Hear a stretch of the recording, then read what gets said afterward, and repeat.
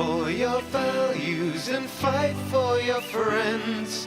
Fight through this blight, find the light at the end. Through the age of the dragon, the people will talk of the day they were saved by a hero named Hawk.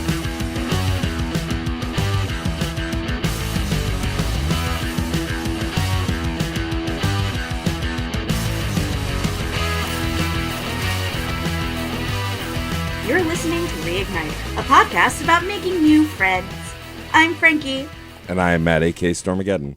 Our former employer points us to a dwarf named Anso who needs someone to reclaim cargo that was not stolen from him by some very reasonable smugglers. A few dead bodies later, and it seems like the crew has been had. The smugglers were waiting, and the chest was empty. But that's not all. Once we leave, we're assaulted by a small army looking for an elf that is not in our party.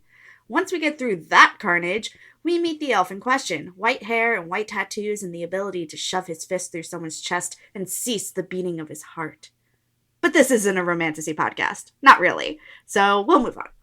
If Hawk chooses to help Fenris, then the squad hits Hightown and slaughters their way through a mansion. It's just demons and shades though, so it's no big deal.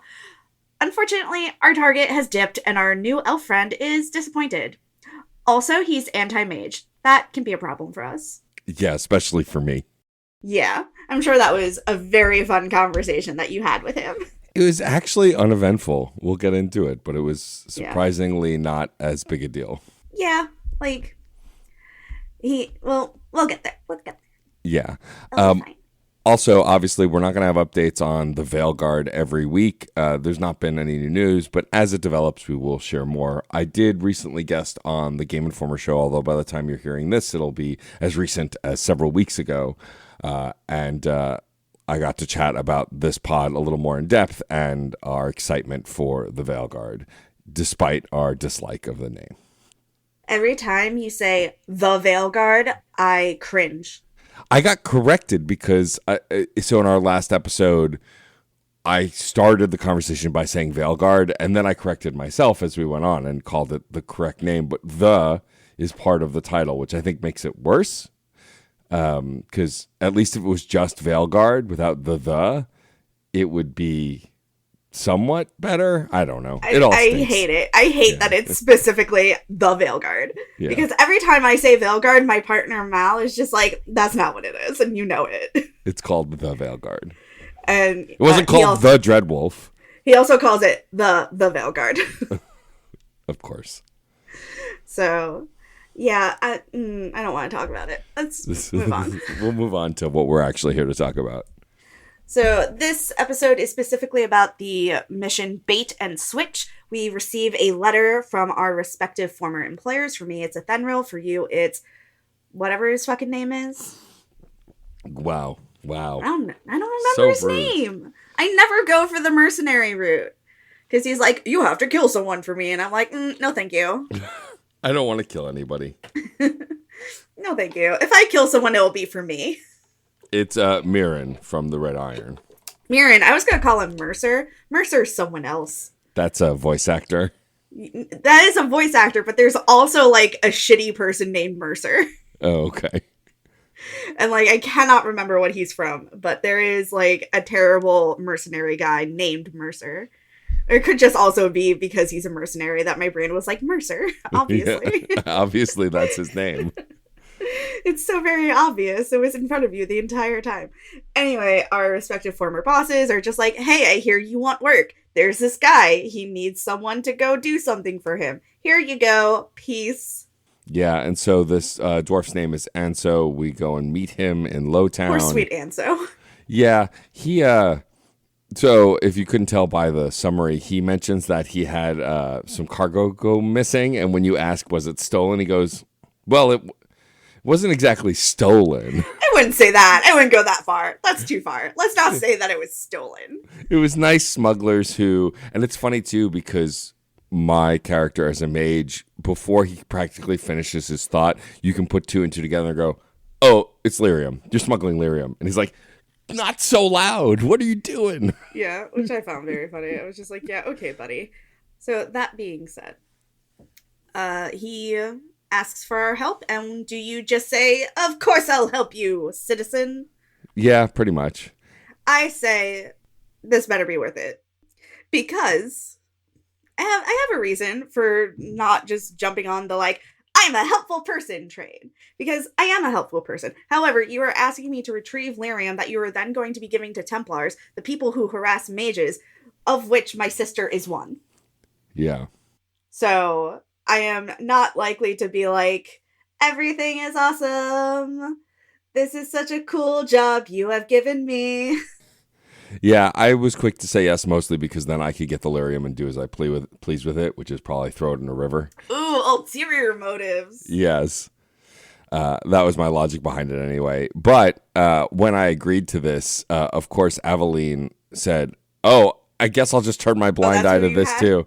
Well, so I started with Aveline, Anders, and Varric. And then after she was snarky about it, I went, well, I can't take you on this mission. So I swapped her out for Carver. I said, Carver, you're in because you don't care so much.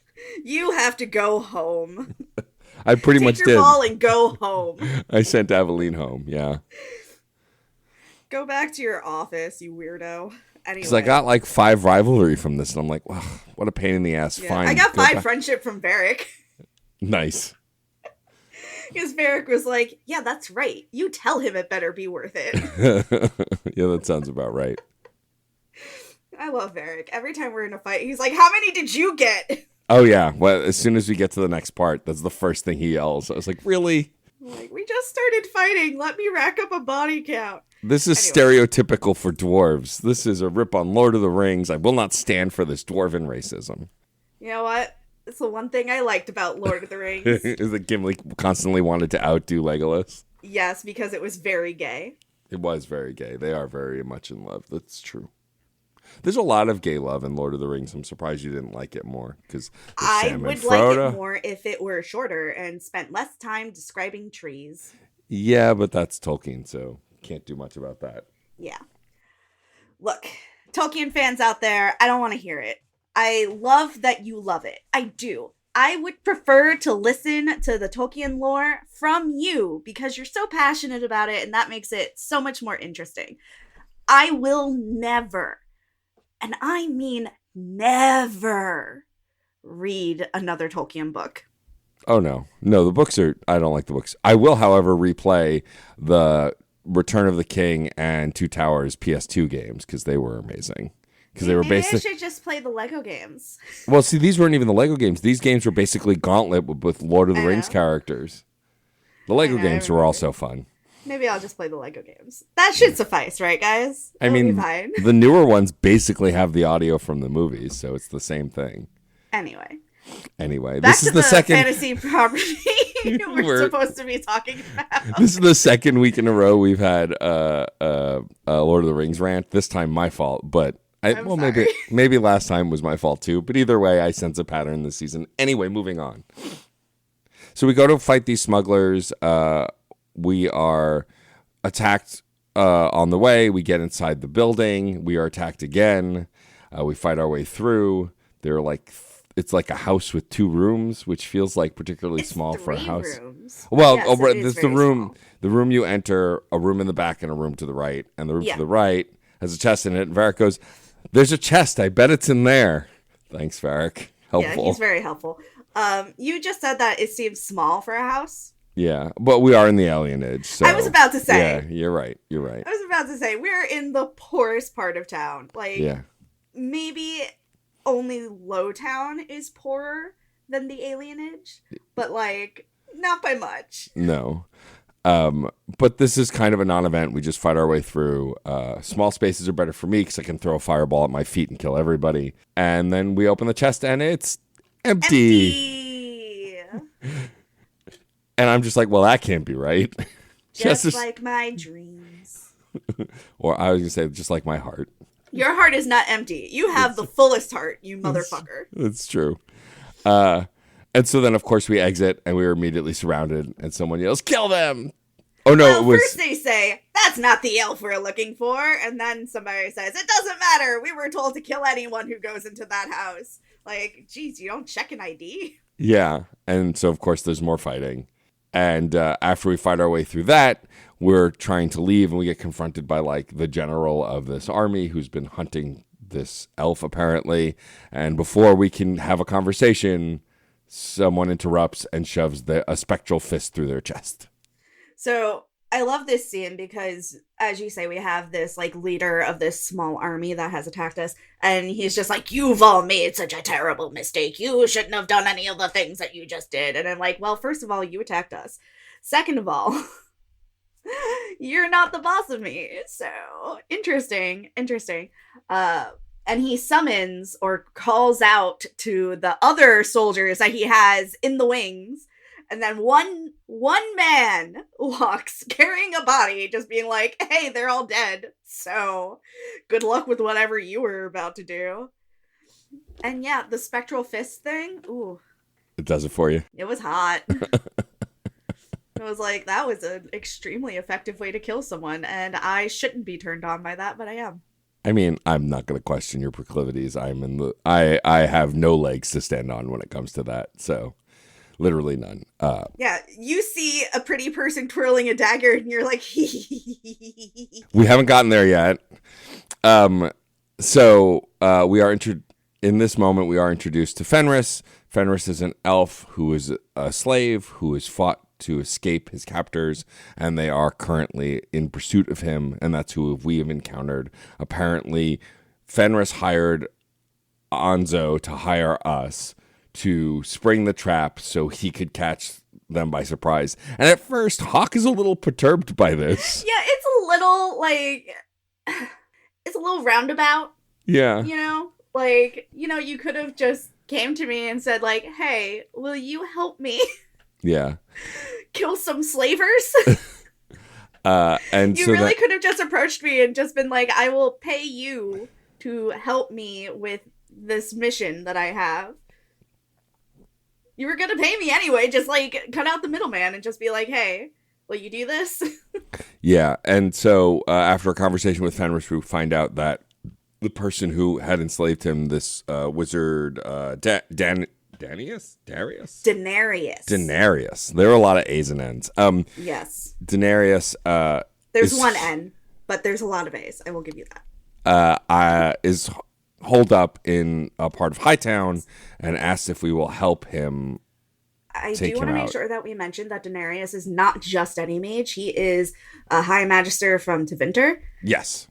We haven't dealt a lot with Tevinter in Dragon Age Origins or in Awakening, but now we are starting to see more of the Tevinter mages. We did see them in the Alien Age of Origins in Ferelden, specifically in Denerim, because they were kidnapping elves and enslaving them. So we do know that this is a thing that they do.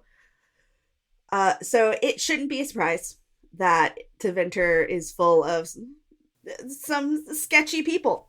Let's just say that. Yes. And Denarius... Is it all Tevinter mages? No. Is it enough? Yes. Hashtag not all Tevinter mages. Not all Tevinter mages. That'll be enough. Enough of them. Yeah, that'll be more relevant in season 7. Anyway, so Fenris asks if we'll help, and of course I play eager because an opportunity to take out slavers and stop a slave trade. Kill slavers. Yeah, always, every time. Yes. And so we agree. The only correct answer, honestly. Correct. And so we agree to help. And so we meet him at this mansion in Hightown, and this is when Fenris joins you. And so I took Fenris, Varric, and Anders, of course. So same squad. Those are my boys. Literally, they're my rotten soldiers. They're my sweet cheeses. Yeah. Okay. Matt Berry, calm down. This is the best quote.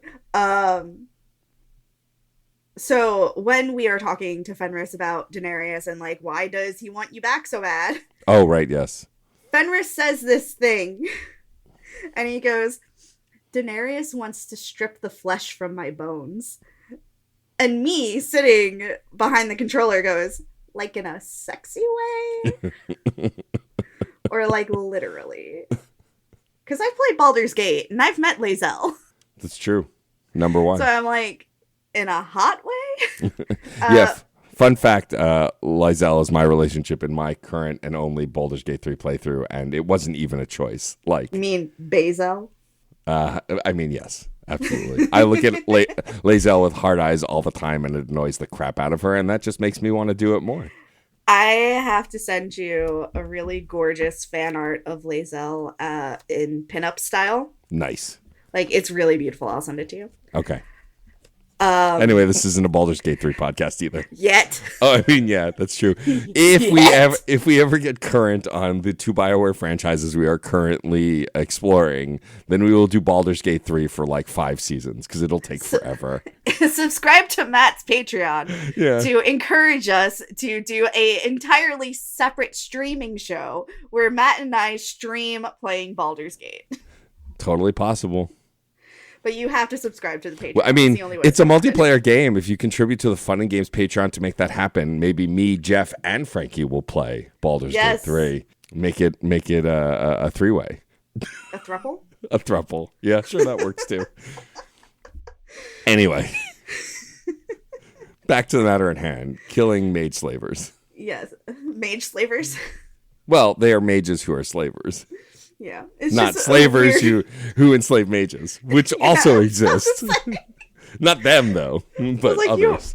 We are on track today. We're doing really good. I Doing hope you great. guys are enjoying the show. Anyway, here's one Moving rule. So let's kill more slavers. Can I just say the way that the feminine characters run is so unnecessary. Yeah. That booty do not need to be shaken so much. Yeah, I can only surmise based on what I remember because I have not really rolled with any femme characters besides Aveline, who basically I think has the same walk cycle as the male characters. I think. Yeah, my character's booty be moving.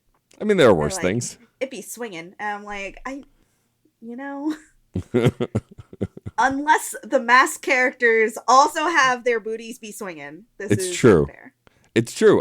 My favorite thing in video games is when someone swapped in Arkham Knight the Batman and Catwoman walk cycles. So Batman walked like Catwoman, and it was incredible. Yes. Batman should only walk like Catwoman. I agree. So, let's see. Sorry, I have to jump ahead in my notes because I also fought some gangs around town. There will always be Alright. gangs around town. There will always be people who try to take advantage of the innocent.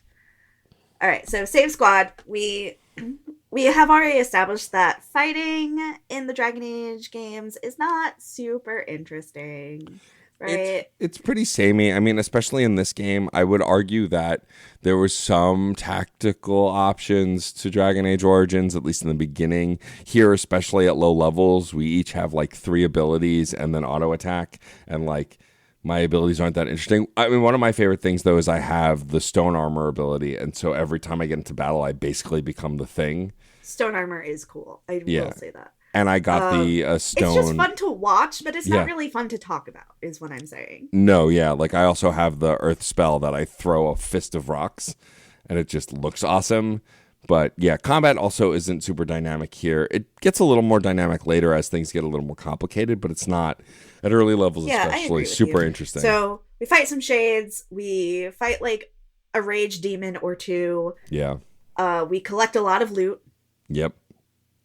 And finally, when we get the key to what should be where Daenerys is hiding, we're attacked by an arcane horror instead. And after all of that fighting, after all of it, Daenerys isn't even there. Yeah, I will say this about Fenris is if we ever want to be stealthy in a mission, we should probably not bring him because, like, the minute we walked into the house, Daenerys, I'm coming for you. And then, like, 3 rooms later, Daenerys, you can't hide from me. And it's like, dude, chill. You want to advertise to the deadly mage that we're coming? I'm a mage. I know better. What are you doing, my friend? He's so angry is what he's doing. He's very emo. He's broody and was most likely sexually assaulted. I mean, yes, that too. So, like, I get it. Yeah, it's not unwarranted, just a fact. Yes, I get it. Okay. So, he's pissed. Daenerys is gone. No closure for him at this point in time, which makes sense. It is the start of the game. Wouldn't it be wild if we started the game with everyone gets closure? Yeah, right. Wouldn't be much of a growth story. It would be like, I am someone who is incomplete, surrounded by competent adults. I mean, it would be a change for this franchise. It would be. Anyway, and once we leave, Fenris has something to say, especially if we had a mage in our party. Yeah, which I had too. Yeah. So I had Anders. You had yourself and Anders. Correct. And Fenris goes off about how, like, I saw you casting spells in there. You have a viper in your midst. You know, eventually it's going to turn on you. And he does also concede, like, magic has its uses, but the best intentioned mage can fall prey to temptation. Like, this is the entire, like, idea that the Chantry and the Circle is built upon, right? Yeah. Which we don't agree with. Correct. Like, it is true to an extent that, yes, even the best intentioned person can make a mistake and make a misstep. That is true. But to judge everyone based on the actions of that one person gets a little tricky. You know, this isn't like being cautious of men because of the assaults against women. This is like being cautious around queer people. You know, like it's a false equivalency. I agree. Yeah. So I think Fenris has very good reasons for why he feels the way he feels, because he has been abused by mages his entire life. Right. So I get it. He's only ever seen mages who use power to hurt others. So I get where he's coming from, and I don't agree with it.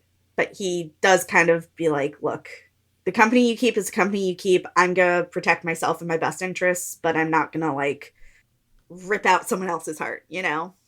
Yeah, it's interesting. The conversation goes a little differently when you're the mage. How's it go?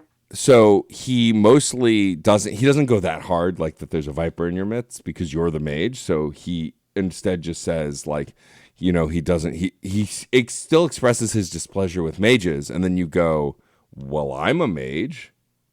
And he goes, well, yes, I don't want to sound ungrateful. I am very thankful for your help, but, you know, you should be careful. But I am grateful for your help taking care of this. And Anders is like kind of in the background, like, I'm a mage too. Hello. Don't forget about me. Yeah. But that's kind of basically how it kind of goes. It's interesting that when you're just partied with mages, he's much more blunt than when you're the mage, because I guess you're the lead, you're the person who's helping him, right? Everyone else is kind of along for the ride. Exactly. Like, you're the person that he negotiated with. Right, correct. I love Fenris because he is a wealth of great quotes, like, I carved my life to freedom in blood. It's very dramatic. And I'm just like, okay. Did you take any opportunities to flirt with him here? I did in the after in the next conversation? Okay, yeah. So not in the immediate part, because I was just like, you have been through some stuff, man. We find out that Fenris is marked with lyrium, which is why Daenerys wants him back. It has nothing to do with, like, Fenris as a person, but everything to do with the ritual and the markings and, like, what is embedded in his skin.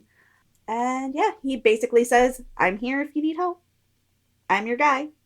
Unless I'm not your guy, which is fair.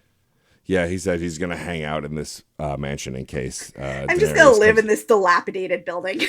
I'm going to hang out here until this guy comes back. And if not, then it's mine anyway. I'm going to squat in his house. Basically, yes.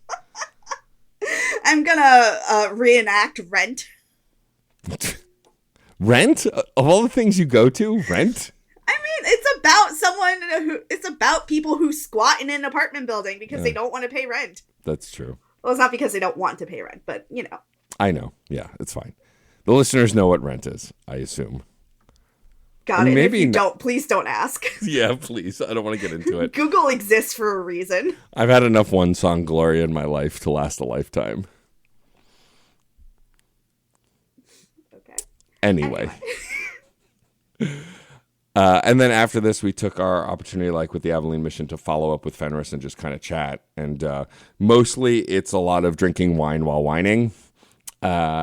We get some backstory from Fenris on like why he was on the run, what happened, how long he was enslaved for, and all of that kind of stuff. And he's great. Like he's distant at first and doesn't want to talk, but you can kind of not necessarily insist, but like be open and be like, hey, I'm here if you do want to talk, you do want to listen. That was the route that I took of being like, do you want to talk about it? Because I am here to listen to you. And he says, like, listen to me whine. That's very nice of you. Yeah. And I'm just like, I'm your friend, you idiot. But he does flirt with me first, so that's why I flirted back. Yeah. Sure. He says, if I had known Anso was going to find me a woman so capable, and I suppose in your instance a man so capable, Yeah. I'd have asked him to find you sooner. And I was just like, oh, you. Yeah. And then there's another opportunity where he says that he was often used to like as a server, and most people just hated his face. And you said, I don't mind your face very much, or something. It was more graceful I than didn't that. flirt there because I was like, he just told me something very personal, and maybe I should not hit on him in this moment. It's okay. I'm astonished by your self-control, but proud as well. I mean, if somebody stands in front of me and says, yeah, my abuser used to make me pour wine for our guests because he liked that I intimidated people, my response is not going to be like, I think you're hot. Mine might be, honestly. I'm really not going to fight it. Mostly because I'm very good at putting my foot in my mouth, so. That's fair.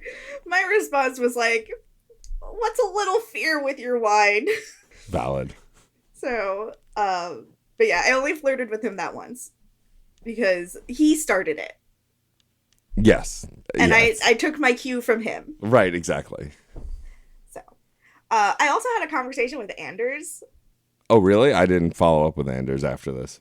Well, maybe we'll shelve that. We'll talk about it, like when we both have the conversation. Was it specifically about Fenris? No. Okay. It was just a conversation with Anders. Got it. We'll talk about it when we both have it. Okay, fair enough.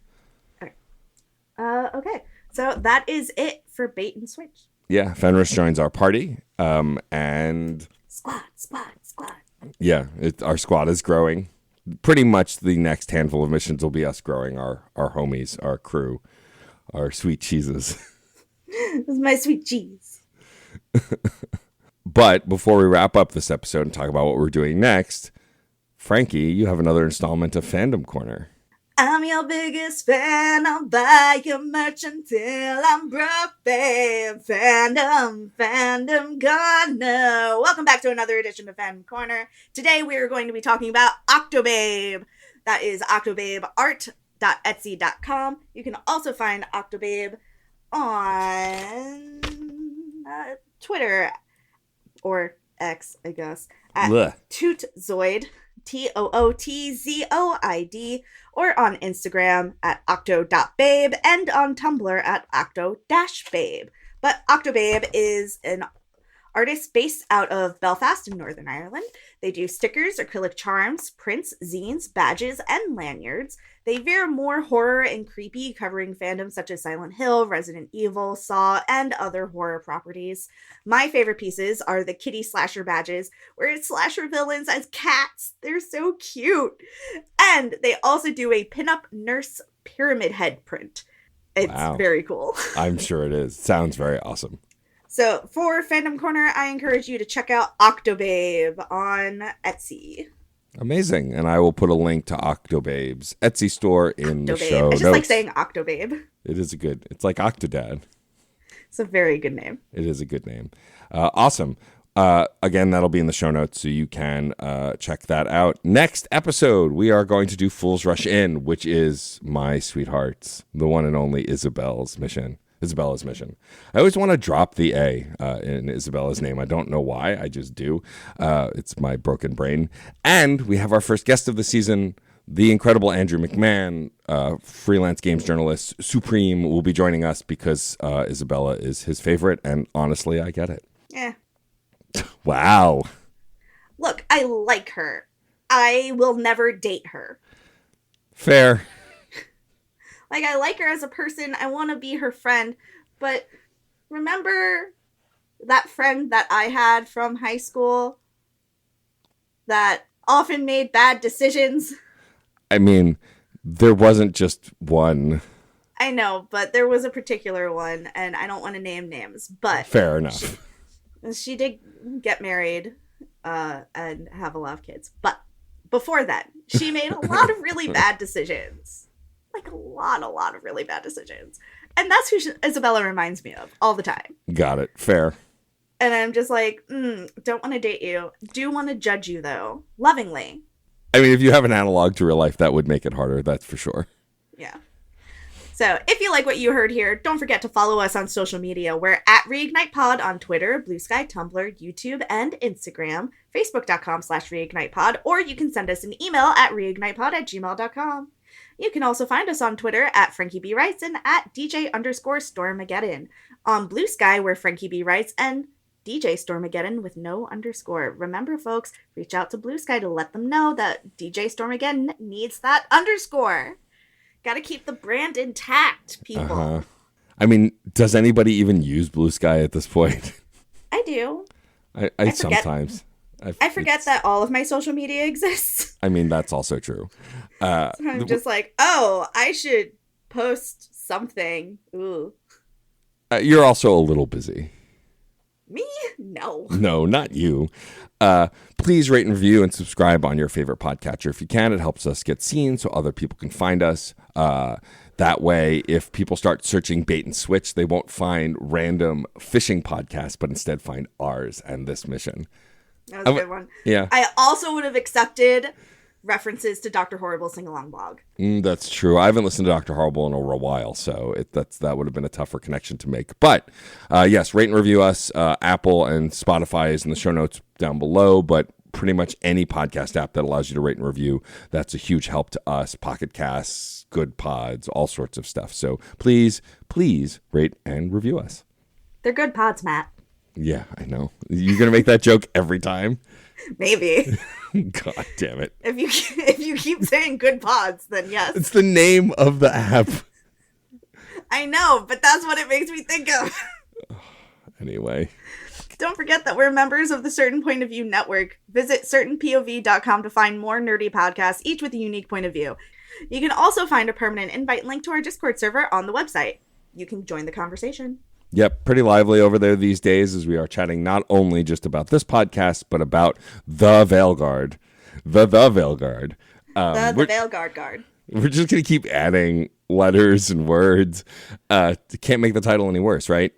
Anyway, yeah, we've been pretty active over there chatting about stuff, but we also have a more general video game discussion area. We also have people talking about comics and books and TV and movies, all sorts of good stuff. So, come hang out. Again, a link down in the show notes. As far as personal plugs go, mine is pretty much business as usual. I am Jeff and I'm trying to think ahead to what episode will be airing by now, but I honestly can't. So just go to patreon.com/funandgames to join at the free tier and support us there, or at a monetary level if you would like. Otherwise, you can subscribe in all the podcast places to Fun and Games Pod.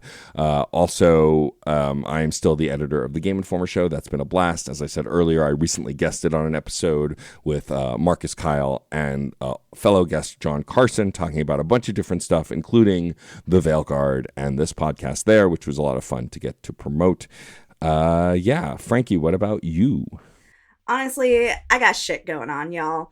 If you enjoy the stuff that I do, you can send me a couple of bucks on Venmo at Frankie Brad is hella rad. You can subscribe to Matt's Patreon because that also helps me, because if Matt's really successful, I get to ride on their tailcoat. So like I just follow along. Coattails. Whatever. I don't give a shit. I'm tired. The 5-hour time difference. Leave me alone. Okay, fair enough. I woke up at 6 a.m. Like, I have a lot going on. But I have an assignment. I want to give you all homework. My homework for you is to read A Tempest of Tea by Hafsa Faisal. It is fucking incredible. Everyone read this book and then email me about it and tell me what you feel about it. That's my assignment. There you go. There you go. I don't have any homework for you other than the other stuff, I guess. Anyway, we'd like to thank Case Aiken for developing amazing shirt designs that you can find over at certainpov.com or on the Certain POV Teespring. And of course, we'd love to thank Case for designing each episode's individual show art. We really appreciate it. He's been knocking it out of the park. We'd like to thank Miracle of Sound for our new theme music. Thanks, guys. And of course, thank you to Red Spinks for our Dragon Age inspired logo. To see more of his work, you can follow him at Chaos Does Art on Instagram. And lastly, thank you for listening. I'm Frankie. And I am Matt A.K. Stormageddon. And all Templars are bastards. Even that one you really like. Fight for your values and fight for your friends. Fight through this blight, find the light at the end. Through the age of the dragon, the people will talk of the day they were saved by a hero named Hawk. Hawk, Hawk, Hawk, Hawk, Hawk.